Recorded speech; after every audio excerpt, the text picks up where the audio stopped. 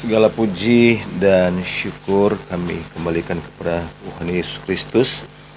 Buat hari ini kami bersyukur, kami berterima kasih buat anugerah, buat kebaikan Tuhan atas hidup kami.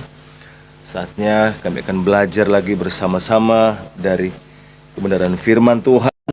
Itu Roh Kudus Engkau mengurapi hamba-Mu, mengurapi firman-Mu, bahkan mengurapi kami yang mendengar.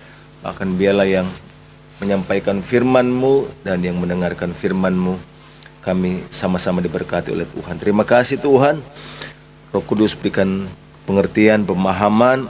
Biarlah hikmat marifat surgawi urapi hati pikiran, supaya hamba-Mu boleh menangkap setiap pesan-pesan Tuhan lewat kebenaran firman Tuhan. Demi nama Yesus doa mengucap syukur, haleluya, amin. Puji Tuhan.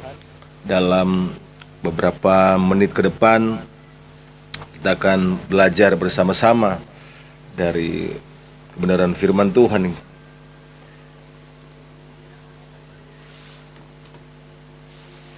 Puji Tuhan, dalam ini masih dalam nuansa-nuansa di mana dalam iman kekristenan ini masuk dalam waktu 1 minggu Yesus bangkit dari maut. Jadi sekali lagi dalam iman kekristenan bahwa hari ini kita boleh merayakan 1 minggu atau 6 hari lebih di mana Yesus bangkit dari maut. Sebagaimana Yesus sudah katakan dahulu kepada murid-muridnya bahwa bahkan bukan hanya Yesus sendiri, tapi kitab para nabi semuanya sudah menubuatkan bahwa Mesias itu dia akan, Yesaya berkata bahwa dia akan disiksa, diludah, dianiaya, bahkan dia tidak mendapatkan keadilan, bahkan dia difitnah dan sebagaimana, dan berbagai macam cara yang dunia pernah lakukan kepada orang-orang lain. Begitu juga yang Yesus alami di masa lalu, di mana dia harus mengalami sebelum tergantung di kayu salib, dia harus mengalami banyak penderitaan, ketidakadilan. Saya mau katakan bahwa semua yang terjadi di bawah kolong langit ini, ketidakadilan dan semuanya, itu semuanya sudah pernah dialami oleh Yesus. Oleh sebab itu, hari ini sekali lagi dalam iman kekristenan kita memperingati kurang lebih 1 minggu Yesus bangkit dari antara orang mati. Dan kita tahu bersama bahwa ada sekian banyak, bukan sekian banyak, bahkan sekian juta orang, pemimpin-pemimpin yang ada di masa lalu, bahkan masa sekarang, pemimpin-pemimpin terkenal dengan punya pengaruh yang besar, jabatan yang luar biasa, kekayaan yang luar biasa, bahkan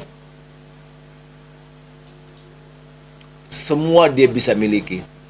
Tapi toh ketika mereka meninggal, bahkan nabi sekalipun, bahkan rasul sekalipun, bahkan pemimpin gereja terbesar sekalipun, selama berabad-abad ketika mereka meninggal, tidak pernah terdengar dalam sejarah bahwa ada satu manusia pun yang bangkit dari antara orang mati, atau ada satu manusia pun yang bangkit di antara sekian miliaran orang yang ada di bawah kolong langit ini, atau tidak ada satu manusia pun yang bangkit di antara kuburan-kuburan yang paling miskin, bahkan menengah, bahkan kuburan-kuburan mewah sekalipun. Tidak ada. Dan dalam sejarah, dan saya berapa minggu lalu saya sempat ikut Zoom dengan satu STT Kataros kalau tidak salah tuh, yang ada di Bekasi. Saya sempat ikut Zoom, coba Zoom bareng dengan mereka, dan mereka mengundang salah satu narasumber yang luar biasa itu, Pak Bambang Ruseno. Dia adalah tokoh bukan karismatik, tapi tokoh Kristen yang ortodoks. Dia kasih tahu bahwa kita nggak perlu menginjili orang lain, kita nggak perlu memberitahukan Yesus bangkit itu dari Alkitab, nggak perlu. Kasih tahu aja kepada mereka bahwa sejarah itu membuktikan itu ada, bahwa Yesus mati dan dia bangkit, ada kuburnya. Nggak perlu kita jelaskan tentang Yesus mati, menderita, bangkit lewat firman Tuhan, tidak perlu, karena mereka tidak percaya. Kita hanya katakan kepada mereka bahwa sejarah membuktikan bahwa Yesus itu mati dan dia bangkit, ada faktanya, dan itu tidak bisa terbantahkan. Nah, hari ini kita akan belajar bersama-sama bahwa ada alasan yang kuat kenapa Yesus harus tinggal di bumi sebelum dia naik ke surga. Jadi tema saya pada malam hari ini adalah alasan Yesus tinggal 40 hari di bumi sebelum Yesus naik ke surga. Otomatis saya katakan bahwa dia punya alasan, kurang lebih 40 hari ketika dia bangkit, dia bersama-sama, dia bertemu satu dengan yang lain. Yang pertama adalah alasan Yesus tinggal selama 40 hari di muka bumi sebelum dia naik ke surga. Yang pertama adalah membuktikan, meyakinkan bahwa dia bangkit. Yesus hanya ingin membuktikan, meyakinkan kepada murid-muridnya bahwa dia bangkit. Anda tahu bahwa ketika Yesus diseret ke dalam persidangan agama dan persidangan yang lainnya, maka murid-murid mereka mulai terpencar, hidup dalam ketakutan. Kenapa?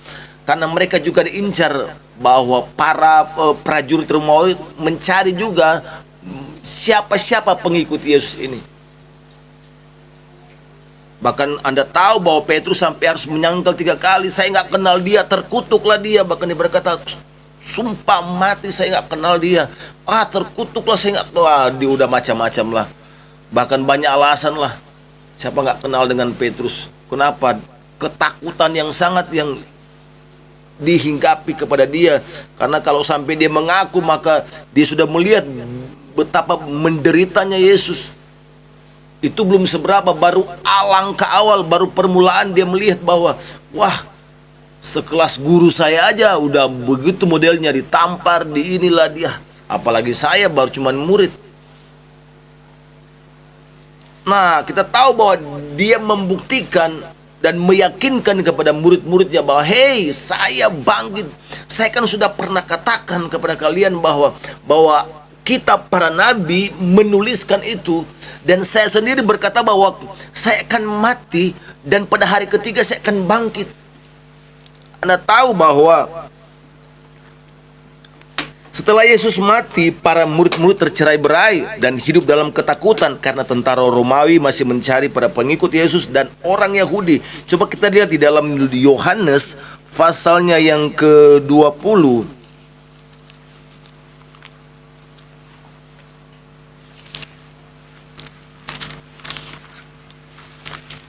Yohanes 20 ayat 19 diperkata begini.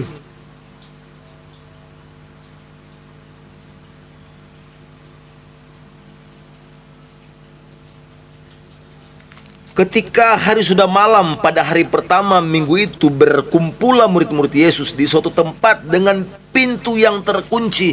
Mereka mengunci rapat pintu-pintu. Semua terkunci dengan rapat karena mereka takut kepada orang-orang Yahudi. Jadi ketakutan yang berlebihan bahwa guru mereka sudah ditangkap. Mereka hidup dalam ketakutan. Mereka udah nggak percaya lagi, saking takutnya mereka sudah nggak percaya lagi dengan apa yang 3 tahun lebih Yesus ajarkan kepada mereka. Bahwa aku ini loh, saya katakan bahwa pada hari ketiga saya akan bangkit.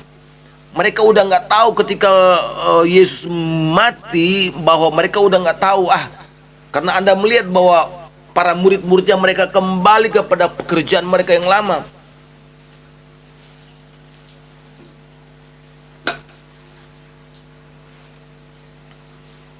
Oleh sebab itu perlu Yesus meyakinkan kepada murid-muridnya. Kenapa? Supaya mereka sadar bahwa jangan lagi takut. Ini loh Tuhan, ini loh aku. Saya kan sudah katakan bahwa saya akan bangkit pada hari yang ketiga.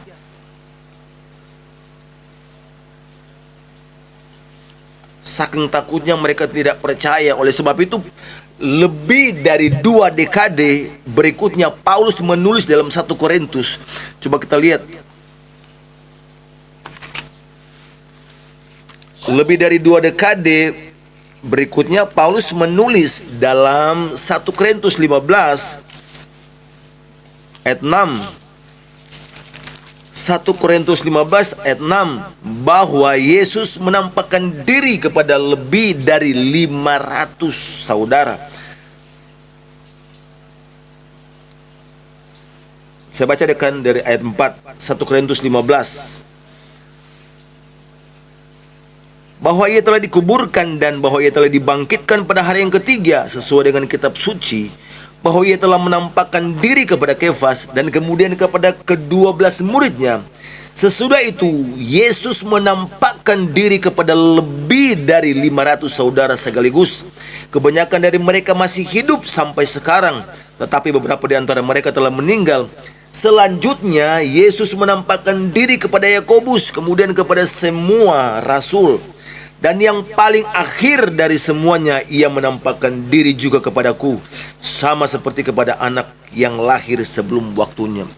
Paulus menyaksikan bahwa dia bukan hanya menampakkan diri kepada murid-muridnya, ke-12 rasul, kepada 12 muridnya, tapi Paulus katakan bahwa dia juga menampakkan diri kepada saya, orang yang paling hina, yang ya sebenarnya nggak perlu mungkin bahasa begitu. Saya adalah rasul yang paling hina, tetapi oleh karena anugerah Tuhan, dia boleh menampakkan diri kepada saya, kepada 12 rasul, kepada 12 murid, dan kepada 500 lebih saudaranya. Artinya bahwa dia mau meyakinkan, membuktikan bahwa dia berkuasa atas maut. Dia sudah katakan bahwa dia menggenapi setiap perkataan-perkataan yang Yesus sampaikan, bahwa dia berkuasa atas maut. Dia sudah bilang, saya akan ke Yerusalem untuk menggenapi janji firman Tuhan, untuk menggenapi nubuatan, bahwa di sanalah saya akan disiksa, dianiaya. Oleh sebab itu Petrus berkata kepada Yesus, jangan guru. Oleh sebab itu Yesus katakan, hai iblis, nyala engkau. Kenapa? Karena engkau hanya memikirkan apa yang dipikirkan oleh dunia. Petrus tidak sadar pada waktu itu bahwa dia mencoba menggagalkan rencana. Yesus katakan bahwa saya akan ke Yerusalem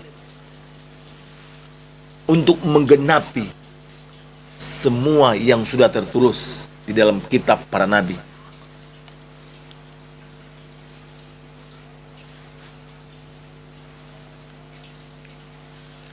Oleh sebab itu, alasan yang pertama Yesus ketika dia bangkit, dia tinggal selama kurang lebih 40 hari di bumi adalah untuk membuktikan dan meyakinkan kepada murid-muridnya dan kepada orang banyak bahwa Yesus itu bangkit dan dia mengalahkan maut, dan dia membuktikan bahwa apa yang dia perkatakan adalah benar. Dan yang kedua adalah untuk membekali murid-murid itu. Jadi yang kedua, alasan yang kedua Yesus tinggal selama 40 hari sebelum dia naik ke surga adalah untuk membekali murid-muridnya. Kenapa untuk membekali murid-muridnya? Karena setelah Yesus naik ke surga, bahwa sesungguhnya yang melanjutkan tongkat estafet pemberitaan Injil itu adalah para murid-muridnya. Oleh sebab itu dia harus merangkum kembali pelajaran-pelajaran yang Yesus sampaikan selama kurang lebih 3 tahun kepada murid-muridnya. Dari awal dia harus merangkum semuanya itu, mengingatkan kembali loh. Apa itu visi dan misi? Kamu itu cuma mau jadi murid atau cuma mau jadi pengikut? Kalau kamu jadi pengikut ya sudah selesai. Kalau kamu mau jadi murid maka kamu harus melanjutkan tongkat estafet. Menjadi guru juga, menyampaikan kabar baik, menyampaikan apa yang Yesus lakukan, menyampaikan melakukan mujizat seperti yang Yesus lakukan. Oleh sebab itu Yesus berkata bahwa kalau kamu percaya, kamu mampu melakukan lebih dari apa yang aku pernah lakukan. Itu kata Yesus kepada murid-murid. Oleh sebab itu selama waktu yang sangat singkat, 40 hari, itu adalah waktu yang sangat singkat.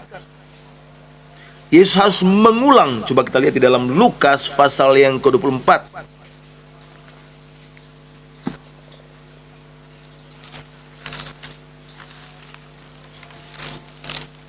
Lukas pasal yang ke-24 ayat yang 27.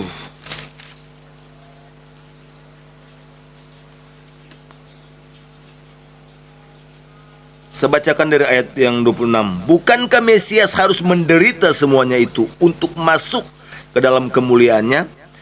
Lalu Yesus menjelaskan kepada mereka apa yang tertulis tentang dia dalam seluruh kitab suci, mulai dari kitab-kitab Musa dan segala kitab nabi-nabi. Setelah Yesus bangkit, maka dalam kurun waktu sangat singkat 40 hari, dia harus mengulang lagi, menjelaskan lagi, menyampaikan lagi, mengingatkan lagi kepada murid-muridnya apa yang sudah tertulis tentang Yesus di dalam kitab Musa dan kitab para nabi-nabi.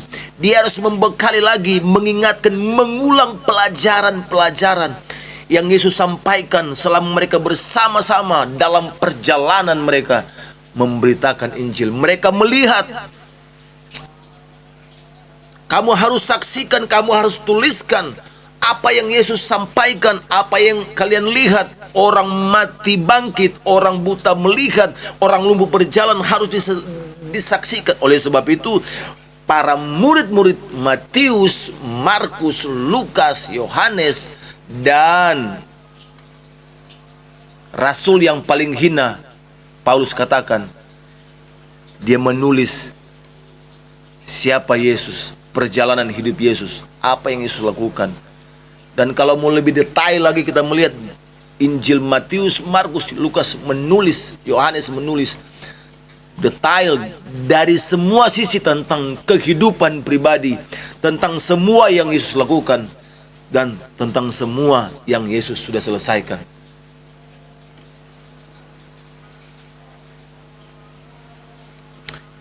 Yesus menjelaskan kepada mereka satu persatu. Hei, ingat, dulu saya pernah katakan ini. Jadi mereka menulis, dibantu dengan Roh Kudus, dengan kekuatan Roh Kudus. Lukas, kita lihat ayat 28.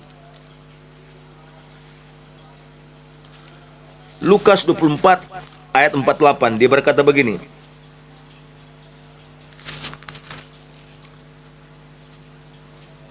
Kamu adalah saksi dari semuanya ini. Saya baca dari ayat 46.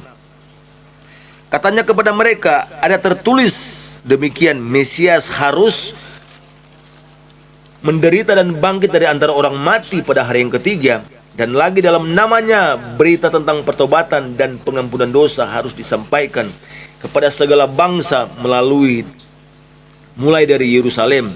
Kamu adalah saksi dari semua ini. Bukan hanya menyampaikan, bukan hanya menulis tentang perbuatan Tuhan Yesus, di mana Yesus melakukan perkara-perkara ajaib, mujizat, banyak mujizat yang Yesus lakukan. Tetapi Yesus berkata bahwa kamu juga harus menyampaikan tentang pertobatan. Ini di dalam ayat yang ke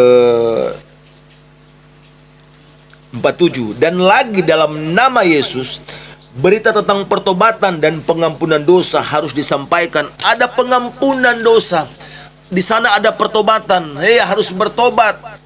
Dan juga ingatkan bahwa ada pengampunan dosa ketika Yesus mati dan bangkit oleh bilur-bilur Yesus, maka kita menjadi sembuh. Dan oleh darah Yesus kita mengalami pengampunan, kita disucikan. Siapa yang percaya kepada Tuhan tidak akan binasa, melainkan memperoleh hidup yang kekal. Ada pengampunan. Oleh sebab itu dalam 1 Yohanes 1 ayat 9 berkata bahwa Tuhan itu setia dan adil. Dia akan mengampuni kita. Oleh karena pengorbanan Tuhan, maka kita datang dengan tulus ikhlas kepada Tuhan, jujur. Kita mengaku setiap kesalahan dan pelanggaran, maka Tuhan berjanji bahwa Dia setia dan adil. Dia akan mengampuni. Yesus katakan bahwa ingat, bukan hanya mujizat yang engkau harus ingatkan kepada para orang-orang lain, tapi di sana ada pengampunan, ada pertobatan. Oleh sebab itu hari ini kita boleh belajar tentang firman Tuhan. Kita boleh belajar tentang pengampunan. Kita boleh belajar tentang mujizat Tuhan. Kita boleh belajar tentang pertobatan. Semua itu karena karya-karya Tuhan Yesus melalui para rasul-rasul. Oleh sebab itu Yesus berkata bahwa dalam waktu kurang lebih 40 hari Dia harus membekali mereka, mengingatkan kepada mereka, karena merekalah yang menjadi penyambung, mereka menjadi tongkat estafet untuk menyampaikan kabar baik.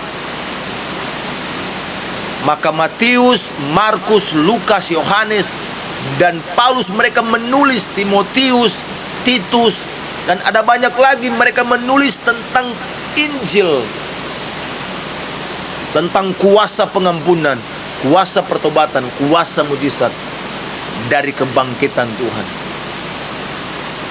Ada banyak alasan-alasan yang saya bisa sampaikan, tapi hanya dua saja. Alasan Yesus naik, Yesus tinggal selama 40 hari di bumi adalah, pertama, untuk meyakinkan bahwa Yesus bangkit, menguatkan kepada mereka, menghibur mereka, nggak usah takut, saya ini.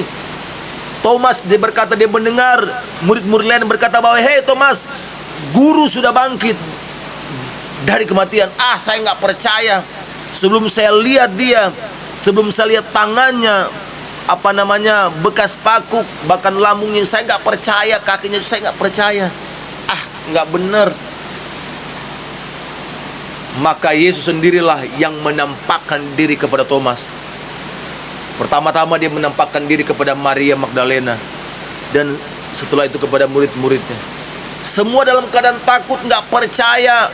Masa guru meninggal, masa guru kita mati, masa ini begini, masa terus begini. Sehingga mereka frustasi, mereka mulai kembali. Ada yang ke Emmaus lah, ada yang mulai kembali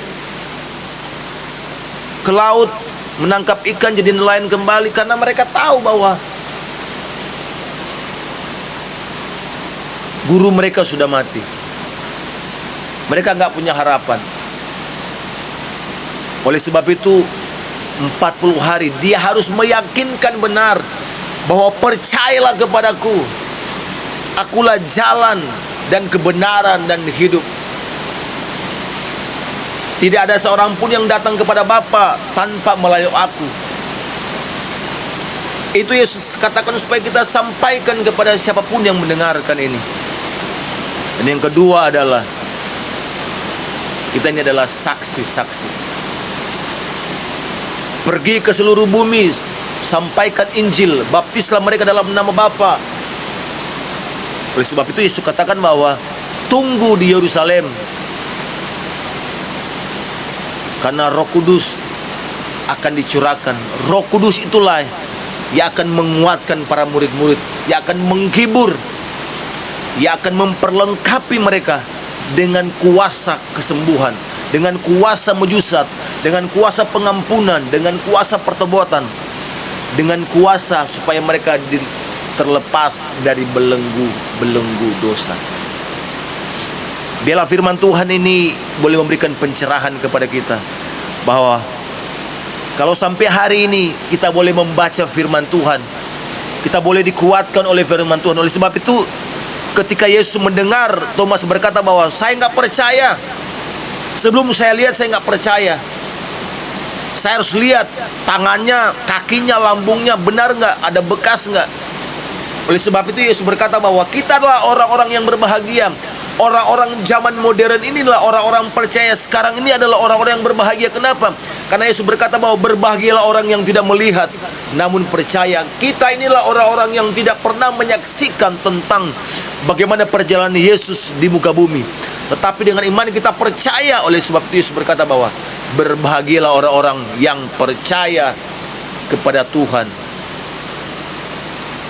walaupun mereka tidak melihat. Tundukkan kepala saudara. Terima kasih buat hari ini. Kami diberikan pencerahan, diberikan kekuatan lewat firman Tuhan, bahwa kami boleh ada sampai hari ini, boleh menikmati anugerah Tuhan, boleh membaca firman Tuhan, boleh melihat walaupun dalam perjalanan Yesus lewat Injil. Tapi kami percaya dengan iman bahwa apa yang Yesus lakukan semua itu real, pernah terjadi di kolong langit ini. Terima kasih Bapak Surgawi. Oleh karena kuasa yang Yesus nyatakan kepada murid-muridnya, hari ini oleh karena anugerah Tuhan kami boleh mengalami juru selamat. Kami boleh mengalami pengampunan lewat firman Tuhan, lewat Alkitab yang kami baca. Terima kasih, meteraikan firman-Mu dalam hidup kami, supaya kami tidak berdosa terhadap Engkau. Demi nama Yesus, haleluya, amin.